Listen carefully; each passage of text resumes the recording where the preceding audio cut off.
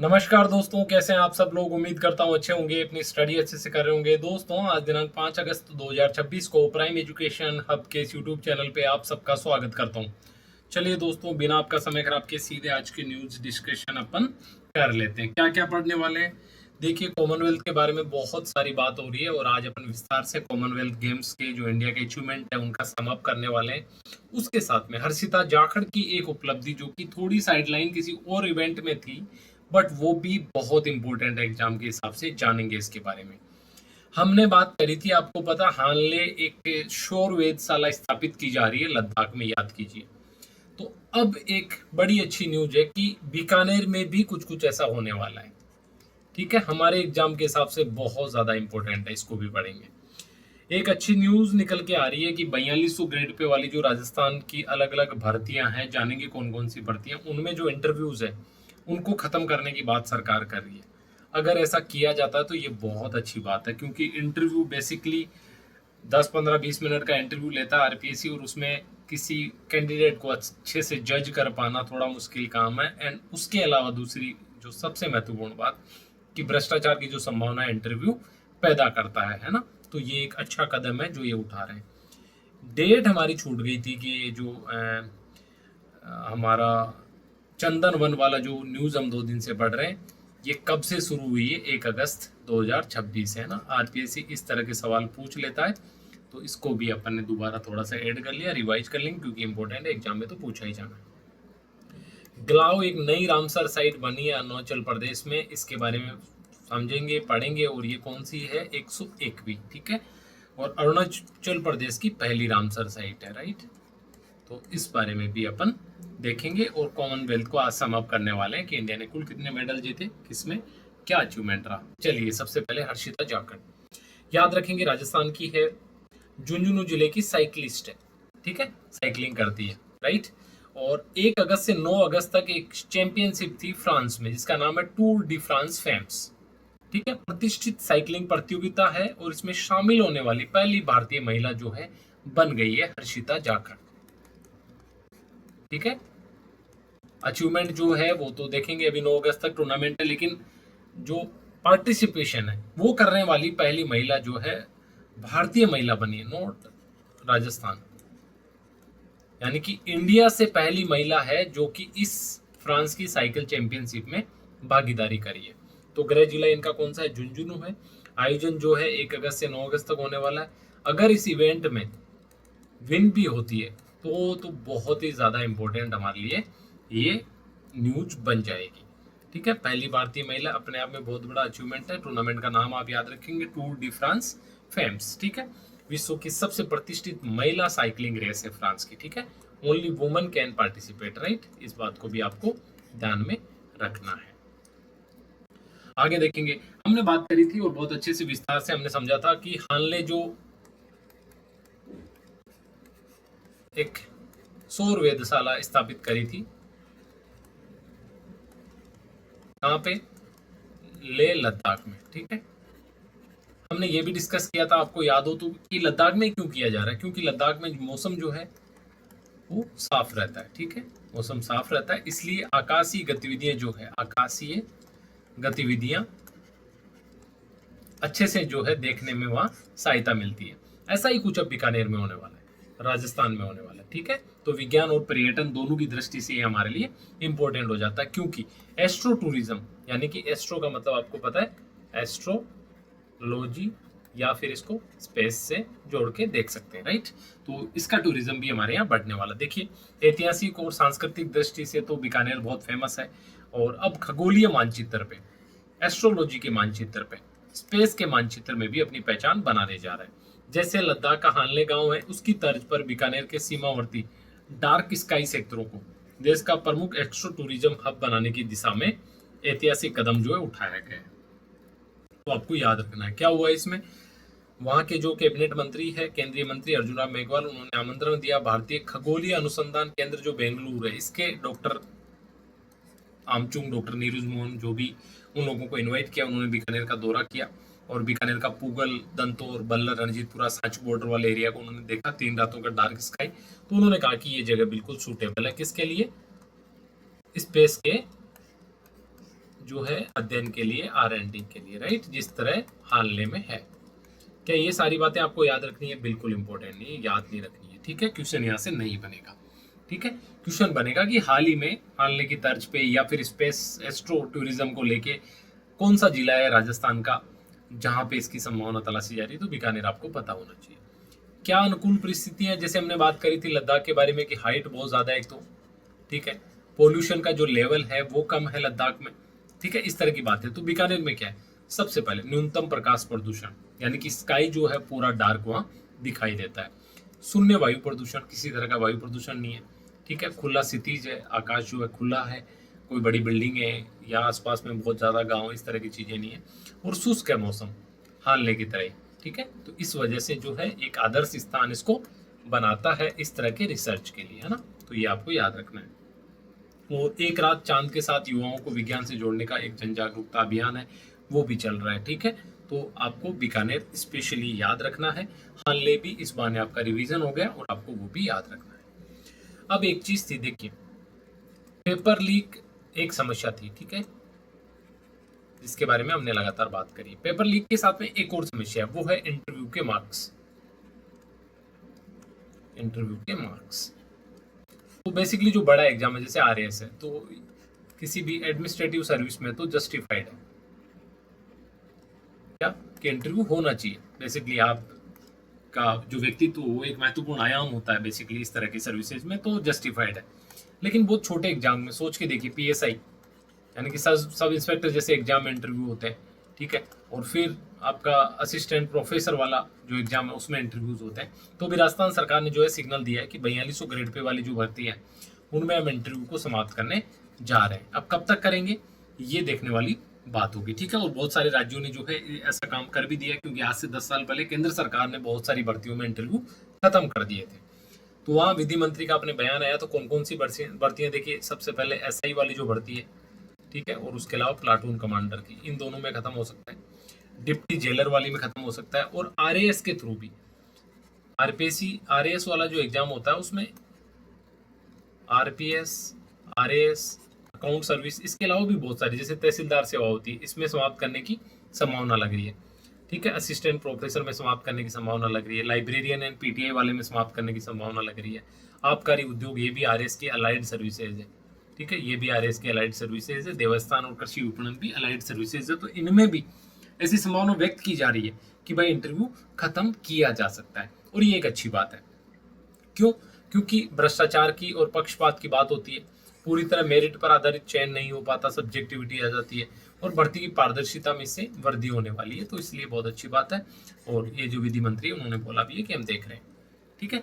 ये हमने पढ़ लिया था। सिर्फ एक बात जो बताना मैं भूल गया था आपको कल, वो है कि 1 अगस्त से शुरू हुआ है, ठीक है, 1 अगस्त 2026 को जो है इसका उद्घाटन किया गया। और 4 जिले आप याद रखेंगे, पहला उदयपुर, दूसरा प्रतापगढ़, तीसरा सिरोही, चौथा बांसवाड़ा।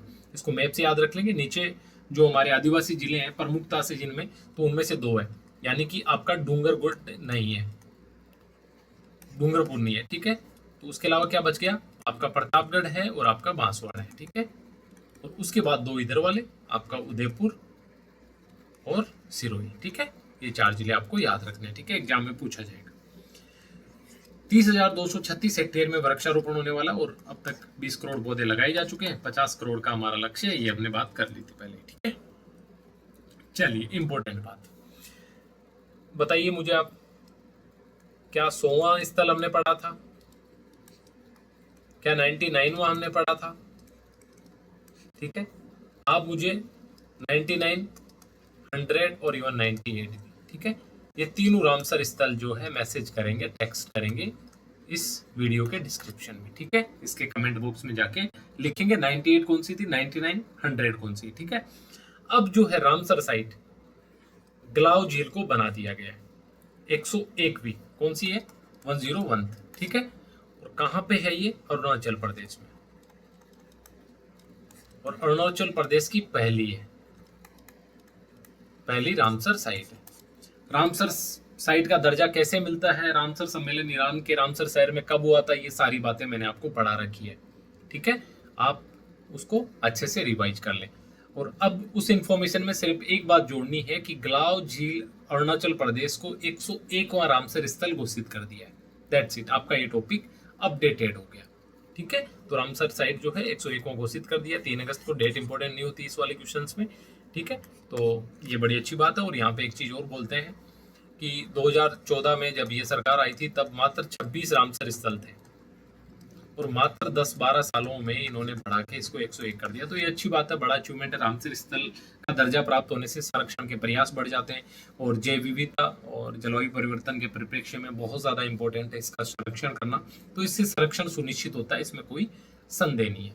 ठीक है, तो भूपेंद्र यादव जी हमारे पर्यावरण मंत्री, इन्होंने बोल रहे हैं कि हमने बड़ा अच्छा काम किया, तो हम भी मानते हैं सर बहुत बढ़िया काम किया। अब हम जब खेती की बात करते हैं, कृषि की बात करते हैं, तो एक समस्या कृषि में बहुत बड़ी है हमारे यहाँ, वो ये है कि ओवर द टाइम क्या हुआ कि फर्टिलाइजर का मतलब होता है रासायनिक उर्वरक। ठीक है, रासायनिक उर्वरक, इनका जो प्रयोग है वो बहुत ज्यादा बढ़ने लगा खेती में, और बढ़ने की वजह से एक स्तर तक तो उत्पादकता बढ़ी। उत्पादकता बढ़ने का मतलब है, जैसे आपको मैं एक छोटे एग्जाम, 1 बीघे में 3 बोरी तक मूंग होने लगे। ठीक है, लेकिन थोड़े दिनों बाद, थोड़े सालों बाद ये जो 1 बीघे में 3 बोरी घट के 2 होने लगी, 1.5 होने लगी। तो फिर सोचा गया कि भाई ये समस्या क्यों आ रही है। तब फिर बात की गई कि आप जो ये रासायनिक उर्वरकों का बहुत ज्यादा उपयोग कर रहे हो, इसकी वजह से आपकी जो लैंड है, आपकी जो जमीन है, इसकी जो मृदा है, उसकी गुणवत्ता कमजोर हो गई है। तो बोला क्या किया जाए, तो फिर इसके हिसाब से बहुत सारे स्टेप लिए गए। उनमें से एक है पीएम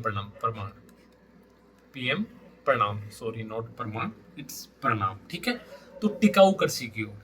बेसिकली इसका एक सिंपल सा मतलब है कि केंद्र सरकार ने बोला है कि रासायनिक उर्वरकों पर निर्भरता घटानी है, जैविक और प्राकृतिक खेती को बढ़ावा देना है। जैविक और प्राकृतिक का सिंपल मतलब ही यही है कि जो रासायनिक उर्वरक है वो कम से कम डालने हैं अपने को, और जैविक खाद, गोबर खाद, इसका ज्यादा से ज्यादा उपयोग करना है। साथ में इन रासायनिक उर्वरकों पे सरकार सब्सिडी देती है। सरकार ने बोला अगर उपयोग कम करेगा राज्य तो हम उसको एक्स्ट्रा पैसे देंगे, यानी कि जो पैसा हमें सब्सिडी में देना चाह रहे थे, अगर आपने बचाई सब्सिडी तो हम आपको एक्स्ट्रा इंसेंटिव्स देंगे, जिससे आप दूसरे एग्रीकल्चर में हेल्पफुल जो काम है वो आप कर सकते हो। राइट, तो ये हो गया पीएम प्रणाम योजना से। आगे प्रधानमंत्री कृषि विकास योजना, या इसको बोले परंपरागत कृषि विकास योजना। इसका भी सिंपल मतलब यही है कि भाई आज आधुनिक हम खेती कर रहे हैं, तो आधुनिक खेती में क्या, वही रसायनों का, पीड़कनाशियों का, ठीक है, शाकनाशियों का, ये बहुत ज्यादा प्रयोग हम कर रहे हैं, और इसकी वजह से खेती हमारी, एक तो हमारी कॉस्टिंग भी बढ़ रही है क्योंकि पैसा भी बहुत खर्च होता है। दूसरी बात कि इससे जो है जमीन को, मृदा को भी नुकसान ज्यादा होता है। तो यहाँ पे भी वही बात कि इनका उपयोग कम करना है, और बाकी जो नेचुरल खाद है गोबर खाद हो गई या कंपोस्ट, बायो कंपोस्ट खाद हो गई, उनका उपयोग बढ़ाना है। तो यहाँ पे भी यही बात की गई है। उसी तरह पूर्वोत्तर में, पूर्वोत्तर यानी कि हमारा, देखिए आप, मैं कई बार बोलता हूँ आपको शायद समझ नहीं आता होगा, आप यूँ समझिए। ठीक है, ये आपका इंडिया हो गया मान लीजिए ना। अब फिर मुझे डांटेंगे बहुत, अच्छा मैप नहीं बना। ठीक है, चलो ठीक ठीक बन गया है ना। तो देखिए क्या होता है, ये आपका साउथ, ये आपका क्या है नॉर्थ, ये आपका हो गया ईस्ट, और ये क्या हो गया वेस्ट। आप जब रीजनिंग भी करते होंगे तो इसी तरह, यानी कि ये दक्षिण, ये पूर्व, ये उत्तर, ठीक है, और ये पश्चिम। इसके अलावा एक और दिशा होती है, जैसे इसको क्या बोलेंगे, उत्तर पूर्व, और इंग्लिश में क्या हो जाएगा, नॉर्थ ईस्ट। तो ये वाला भाग किसमें आ गया, नॉर्थ ईस्ट में आ गया। ठीक है, इसी तरह यहां वाला जो एरिया, इसको क्या बोलेंगे, नॉर्थ वेस्ट। ठीक है, इस तरह इसको साउथ वेस्ट, दक्षिण पश्चिम। इसी तरह इसको ईस्ट साउथ या साउथ ईस्ट। ठीक है, साउथ ईस्ट इसको बोलेंगे, है ना। तो ये चीज आपको ध्यान रखनी है। तो पूर्वोत्तर भारत यानी कि हमारे जो ये जो राज्य हैं, इधर वाले 8 राज्य, यहाँ पे भी ऑर्गेनिक खेती को बढ़ावा देने के लिए सरकार मिशन लॉन्च कर रखा है। ये सब बातें अभी आपके लिए डेटा इतना इंपॉर्टेंट नहीं, आपको नहीं याद करना। उसी तरह का प्राकृतिक खेती मिशन, बेसिकली आपको ये समझाने का प्रयास है कि सरकार जो हमारी है, हमारी भूमि को जो नुकसान हो रहा है, मृदा को जो नुकसान हो रहा है, इसको ठीक करने के लिए प्रयासरत है। ठीक है, अनेक तरह की योजनाएं चला रहे हैं और ये योजनाएं हमारे लिए इंपॉर्टेंट हो जाती है। ठीक है, तो इस बात को याद रखना है। एक सॉरी अभी आरएस का जो नया सिलेबस 9 जनवरी को आया है, ठीक है, उसमें एक नया टॉपिक ऐड किया, शहरीकरण। क्यों किया, उसके पीछे बहुत सारे रीजंस थे। रीजंस ये थे कि हमारे जो शहर है, आप देखते होंगे जितनी भी रैंकिंग आती है, तो अच्छी रैंकिंग में तो बहुत पीछे होते हैं और जब प्रदूषण की बात आती है तो उसमें आगे हो जाते हैं। यानी कि हमारे शहरों की स्थिति बहुत खराब है। और आपको पता है आर्थिक गतिविधियां बढ़ती जा रही है तो शहरों में लोगों की जो संख्या वो भी बढ़ेगी। तो किस तरह की समस्या हमारे शहर फेस कर रहे हैं। अब ये एक आर्टिकल जो है लिखा गया है इंग्लिश न्यूज़पेपर में। बॉम्बे हाईकोर्ट का एक डिसीजन आया है। क्या बोला है बॉम्बे हाईकोर्ट ने, हाँ थोड़ा सा पहले डिस्कस कर लेते हैं प्रॉब्लम क्या क्या आ रही है। देखिए शहरों में बहुत अलग अलग तरह की प्रॉब्लम्स है। जैसे पहली, इस तरह जो ये दीदी पानी में चल रही है और इतना घुटनों घुटनों तक पानी, ये हमारे आम भारतीय शहरों की स्थिति हो चुकी है। कौन से वाले, वाई क्लास और जेड क्लास जो सिटी है। यानी कि आप किशनगढ़ तो थोड़ी छोटी सिटी है, इसको छोड़ दीजिए, जैसे आपका जयपुर हो गया, ठीक है, दिल्ली हो गया, आपका अजमेर हो गया, इस तरह के जितने भी शहर है उनकी यही हालत है। यानी कि थोड़ी सी बारिश हुई और इस तरह से सड़कों पे पानी भर गया। ठीक है, गाड़ियां तैरती हुई मिलेगी, लोग परेशान हो जाएंगे, बाइक स्कूटी वाले गिर जाएंगे, ये बहुत कॉमन बात है। दूसरी बात, पोल्यूशन बहुत हायर साइड। तीसरी बात इसमें स्पेशली कि जो एयर क्वालिटी है वो बहुत ज़्यादा खराब, ठीक है, ड्यू टू इसमें पोल्यूशन और सारी चीज़ें। तो इस तरह की जो बहुत मेजर समस्याएं जो है फेस कर रहे हैं। तो बॉम्बे हाई कोर्ट ने एक पिटीशन दायर करी थी। उस पिटीशन के जवाब में ये बोला है कि शहरी जो बाढ़ है वो केवल प्रशासन की विफलता नहीं है बल्कि नागरिक की भी विफलता है। यानी इस तरह की जो बाढ़ की समस्या शहरों में हो रही है, ये सिर्फ अकेले प्रशासन की विफलता नहीं है या ओनली एडमिनिस्ट्रेशन का फेलियर नहीं है, ये नागरिकों की भी विफलता है। समझते हैं आगे कैसे। हर मानसून में दिल्ली मुंबई जैसे शहर डूबते हैं। इसके लिए नगर निकायों के साथ में नागरिकों की उदासीनता भी महत्वपूर्ण है, उदासीनता भी जिम्मेदार है। यानी कि नगर निकाय जो राज्य सरकारें वो तो जवाबदेह है ही, लेकिन नागरिक भी जवाबदेह है। देखते हैं आगे किस तरह से। आज 36% भारतीय आबादी शहरों में रहती है, ठीक है, 100 में से प्रत्येक 100 में से कितने व्यक्ति, 36 व्यक्ति कहाँ रहते हैं, शहर में रहते हैं, ठीक है। और 2036 तक ये संख्या बढ़ के 43% होने वाली है। यानी कि आज 36% है और 2036 तक बढ़ के कितनी हो जाएगी, 43%। यानी कि आज जितनी चुनौती है उससे चुनौती आने वाले समय में कम होने वाली नहीं है, चुनौती बढ़ने वाली है। दूसरी बात, हाईकोर्ट ने यह बोला है कि 1.6 लाख टन कचरा डेली इंडिया में पैदा होता है, ठीक है, हाउस होल्ड के द्वारा सारी चीजें मिला के, है ना। किसने बोला है, सेंट्रल पोल्यूशन कंट्रोल बोर्ड, केंद्रीय जो प्रदूषण बोर्ड है उसने बोला है। और अधिकांश जो कचरा है उसको वैज्ञानिक तरीके से नहीं निपटाया जाता। यानी कि उस कचरे को डिस्पोज ऑफ ठीक तरीके से नहीं करते, और जब डिस्पोज ऑफ ठीक तरीके से नहीं होता कचरा तो फिर वो प्रॉब्लम क्रिएट करता है, ठीक है, उसको भी समझेंगे आगे कैसे करता है। 43% शहरी जनसंख्या, और इसका कारण है बुनियादी ढांचे पर भी भारी दबाव ये डाल रहा है। जब इस तरह से रैपिडली जनसंख्या शहरों की तरफ शिफ्ट होगी तो शहरों का जो इंफ्रास्ट्रक्चर है, शहरों की जो सड़कें हैं, वहाँ जो फ्लैट्स है, कॉलोनियाँ हैं, गलियाँ हैं, व्हीकल्स है, हर चीज़ पे दबाव बढ़ने वाला है, ठीक है। और IPC एक जो है संस्था है जो कि जो हमारे जलवायु सम्मेलन होते हैं वैश्विक रूप से इनको मॉनिटर करती है, उन्होंने कहा कि अत्यधिक वर्षा की आवृत्ति और तीव्रता में वृद्धि हो रही है। देखिए समझिए बात को। बेसिकली क्या होता है, अगर 24 घंटे में 200 mm बारिश हो तो कोई प्रॉब्लम नहीं है, लेकिन आप सोच के देखिए ये बारिश अगर 30 मिनट में हो जाए तो फिर फ्लड आने से कौन रोक सकता है। और जलवायु परिवर्तन की वजह से यही हो रहा है कि रैपिडली बहुत कम समय में बहुत छोटे क्षेत्र में बहुत ज़्यादा बारिश हो जाती है, उससे फिर हमारा इंफ्रास्ट्रक्चर उसको झेल नहीं पाता। कारण क्या है, अनियोजित अवैज्ञानिक शहरीकरण। कैसे, कोई प्लानिंग नहीं है, ठीक है, कॉन्ट्रैक्टर अपनी मर्जी से जो है कॉलोनीज काट देते हैं, उसके हिसाब से लोग रहने लग जाते हैं। जहाँ पहले कोई नाला था, जहाँ पहले कोई नदी का मार्ग था, वहाँ पे जो है लोग रहने लग गए और वोट बैंक की राजनीति के लिए इनको पट्टे भी जारी कर दिए। ये हमारे हर शहर की एक कॉमन प्रॉब्लम है। झीलों में, तालाबों में, आर्द्र भूमियों पे लोगों ने अतिक्रमण कर लिया। और इसी मुद्दे की वजह से जो बॉम्बे हाई कोर्ट है उसने बोला है कि सिर्फ प्रशासन या नगर निकाय जो है वही जिम्मेदार नहीं है, लोग भी जिम्मेदार है। नालियों में प्लास्टिक का कचरा, ठोस कचरा ये जमा हो जाता है। जब पानी हो, बारिश का पानी गिरता है तो फिर वो एग्जिट मिलता नहीं, उसको निकलने की जगह मिलती नहीं, तो फिर वो जल भराव हो जाता है। ठीक है, निकासी तंत्र का रखरखाव नहीं होता, नागरिकों में उत्तरदायित्व का अभाव है। आप याद कीजिए, एक आर्टिकल हमने डिस्कस किया था कि पृथ्वी जो है हमारा बड़ा घर है। ठीक है, लेकिन क्या हम इसको मानते हैं? जी नहीं, बिल्कुल नहीं मानते। उन्होंने एक एग्जाम्पल दिया था कि आप अपने घर में तो कचरा फैलाते हो, कि सर नहीं फैलाते घर में, तो फिर अपने इस बड़े घर की रेस्पॉन्सिबिलिटी क्यों नहीं लेते? राइट। तो ये चीज़ आपको ध्यान रखनी है अच्छे से, अपना बिहेवियर आपको इंडिविजुअली भी इस चीज़ को लेकर अवेयरनेस रखनी है। ठीक है, सरकार ने क्या किया? ऐसा नहीं है सरकार हाथ पे हाथ धर के बैठी है। स्मार्ट सिटी मिशन चलाया। ठीक है, 100 शहरों को स्मार्ट शहरों में बदलने का। अमृत जो है शहरों की जो माली हालत है उसको ठीक करने के लिए चलाया गया। स्वच्छ भारत अभियान चलाया गया।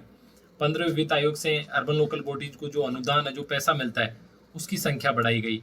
ठीक है, शहरी बाढ़ के लिए दिशा निर्देश दिए गए। स्पंज सिटी का एक मॉडल अपनाया गया, यानी कि जैसे स्पंज पानी सोख लेता है ना, उस तरह से कुछ आप जैव विविधता को इस तरह बढ़ाइए कि वो आपकी बाढ़ को सोख ले। ठीक है, इस तरह के बहुत प्रयास सरकार ने किए हैं, लेकिन फिर भी नागरिकों को भी अपनी जवाबदेही समझनी पड़ेगी। बेसिकली ये बोला जा रहा है इस आर्टिकल में, है ना। और बॉम्बे हाईकोर्ट के डिसीजन को बेस बना के आर्टिकल लिखा गया है। आगे कॉमनवेल्थ गेम्स हमने बात करी थी, बीच बीच में कुछ कुछ न्यूज हमने डिस्कस कर ली थी, और अब फाइनली जो है इसके फाइनल रिजल्ट्स आ गए हैं, तो हम इसको एक साथ डिस्कस कर लेते हैं। सबसे पहली बात तो आपको याद रखनी है कि 23 जुलाई से 2 अगस्त तक, कब से कब तक था? 23 जुलाई से 2 अगस्त तक। इंपॉर्टेंट है, डेट आपको याद रखनी है। कहाँ पे हुआ? Glasgow, Scotland. कहाँ पे हुआ? Glasgow, Scotland. कितने लोग गए थे भारतीय दल में? देखिए, 122 खिलाड़ी, 8 सामान्य और 5 पैरा खेल। टोटल 13 गेम थे, या इवेंट बोल सकते हैं इसको। ठीक है, और प्लेयर गए थे 122। ठीक है, कुछ इवेंट 5 से 7 इवेंट जो पिछले कॉमनवेल्थ गेम में थे वो कम कर दिए इस बार। कुल पदक 39 जीते इंडिया ने। ठीक है, उसमें 13 स्वर्ण है यानी कि गोल्ड है, 17 जो है सिल्वर है, और 9 जो आपका है ब्रोंज है यानी कि कांस्य। ठीक है, 39 पदक जीते हैं। तालिका में कौन सा स्थान रहा है? चौथा स्थान तालिका में रहा है। क्या ये हमारा अब तक का सर्वोच्च प्रदर्शन है? देखेंगे आने वाली स्लाइड्स में कि इससे पहले 2010 में जो है कॉमनवेल्थ गेम जो कि भारत में ही हुए थे, वह इंडिया की सेकंड पोजीशन रही थी। ठीक है, तो चलिए फर्स्ट देखिए ऑस्ट्रेलिया है। टोटल मेडल जो है इनके 70 गोल्ड, 45 रजत और 56 कांस्य। ठीक है, और इंडिया जो है नंबर 4 पे है। 13 गोल्ड है हमारे, जिसके बारे में हमने बात करी, 17 रजत है और 9 जो आपका है कांस्य पदक है। ठीक है, तो इंडिया का जो है 13 गोल्ड के मामले में भी चौथी रैंक है, और वैसे भी ओवरऑल जो है चौथी रैंक है।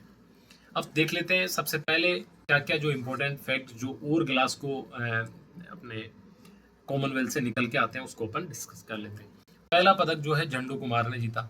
ठीक है, तो नाम पे नहीं जाना है कभी भी। ठीक है, अच्छा शानदार शुरुआत इन्होंने दिलाई, पहला पदक जीता। उसके बाद मीराबाई चानू जो हमारी ध्वजवाहक भी थी, इन्होंने 2018 में भी पदक जीता था, 22 में भी, और 2026 में गोल्ड जीता है। और तीनों बार ही गोल्ड जीता, यानी कि 3 लगातार गोल्ड। ये भी अपने आप में अचीवमेंट है, और ये इनको स्पेशल कैटेगरी में इस वजह से डालता है। ये सवाल भी आपसे पूछा जा सकता है। ये पहली भारतीय है जिसने इस तरह का शानदार काम किया है। ठीक है, बॉक्सिंग में रिकॉर्ड 10 पदक। आज तक किसी भी देश ने बॉक्सिंग में इतने जो है गोल्ड नहीं जीते हैं, क्योंकि 10 में से 7 गोल्ड थे। ठीक है, ये बड़ी अच्छी बात है। नीरज चोपड़ा जो जेवलिन थ्रो के हमारे प्लेयर है, इन्होंने भी गोल्ड सिल्वर जीता है। ठीक है, क्योंकि 2022 वाला जो बर्मिंघम में जो हमारे कॉमनवेल्थ गेम हुए थे वहां पे चोट लग गई थी। गुलवीर सिंह का दोहरा पदक, इन्होंने 2 मेडल जीते हैं, एक रजत एक कांस्य। ठीक है, और ये भी एक कॉमनवेल्थ में 2 व्यक्तिगत ट्रैक पदक जीतने वाला पहले भारतीय बन गए। तो गुलवीर सिंह का नाम भी आपको याद रखना है। डेकाथलॉन में पदक जीतने वाले पहले भारतीय तेजस्वी शंकर बन गए हैं, इनके बारे में भी आपको याद रखना है। अब बात करते हैं सर्वश्रेष्ठ प्रदर्शन की। तो हमने बात करी थी कि दिल्ली में 2010 वाले में 101 पदक जीते थे। ठीक है, और पहली बार 100 का आंकड़ा भारत ने पार किया था, और पोजीशन भी जो है सेकंड थी इसमें। ठीक है, उसके बाद बर्मिंघम 2022 में 61 पदक जीते, यहाँ भी 4th पोजीशन थी, और 2026 में भी 39 पदक जीते हैं, और यहाँ पे भी क्या है 4th पोजीशन है। जबकि 9 जो गेम्स है वो इस बार नहीं थे। तो उस लिहाज से अगर गेम्स के हिसाब से कंपेयर करें तो ये अब तक का बेस्ट प्रदर्शन कहा जा सकता है। लेकिन जब डेटा की बात करेंगे तो आपको दिल्ली जो कॉमनवेल्थ है वो याद रखना है। सबसे पहले 1934 में लंदन में हुआ था। 6 खिलाड़ियों ने हमारे इंडिया से भाग लिया था। पहला पदक जो है राशिद अनवर ने जीता था, कांस्य कुश्ती 1934 में, ठीक है। उसके बाद मिल्खा सिंह ने 1958 में, जिनको फ्लाइंग सिख की उपाधि मिली, बहुत शानदार जो है इन्होंने रेस लगाई थी वहाँ पे। और सर्वाधिक पदक का जो हमारा कल एक फैक्चुअली मिस्टेक हो गई थी, हमने गगन नारंग का नाम लिया था, बट जसपाल राणा है। आप में से रेणु ने और बाकी लोगों ने भी बताया था कि नहीं सर जसपाल राणा है, बिल्कुल आप सही हो, जसपाल राणा ने 15 पदक जीते, ठीक है। और कुल भागीदारी अब तक 19 बार हो चुकी है इंडिया की। 1930 वाले में इंडिया तब तक पार्टिसिपेट नहीं किया, करना शुरू किया था। 1950 में नहीं गया, 62 में नहीं गया और 86 में नहीं गया, बाकी टाइम इंडिया ने वहाँ पे गए हैं, ठीक है। और इस बार जो है कुश्ती नहीं थी, बैडमिंटन नहीं था, टेबल टेनिस, हॉकी समेत 9 जो खेल है वो शामिल नहीं थे, फिर भी भारत ने 39 पदक जीते। तो इस हिसाब से जो है अच्छा प्रदर्शन कहा जा सकता है। हर्षिता जाखड़ के बारे में हमने बात करी। बीकानेर को एस्ट्रो टूरिज्म हब के रूप में विकसित किया जा रहा है। 4200 ग्रेड पे तक की भर्तियों में से साक्षात्कार हटाए जा सकते हैं, जो कि एक अच्छी बात है। हरियाणा और राजस्थान के तहत 20 करोड़ पौधे लगाए जा चुके हैं, 50 करोड़ टोटल लगाने हैं। जो चंदन वन अभियान जो शुरू किया गया है, 4 जिलों से, जिलों के नाम आपको याद रखने हैं, ठीक है। प्रतापगढ़, बांसवाड़ा, उदयपुर और सिरोही, और डेट याद रखनी है 1 अगस्त को 2026 को शुरुआत हुई है। गवाल जो झील है अरुणाचल प्रदेश की, उसको 101वां रामसर साइट स्थल जो है घोषित कर दिया। और ग्लासगो कॉमनवेल्थ गेम्स के सारे रिजल्ट आ चुके हैं, हमने डिस्कस कर लिया। तो अब इम्पोर्टेंट जो है आपकी आज की न्यूज़ डिस्कशन हमारी हो जाती है। अपना ध्यान रखिए और अच्छे से पढ़ते रहिए, रिवाइज करते रहिए। जय हिंद।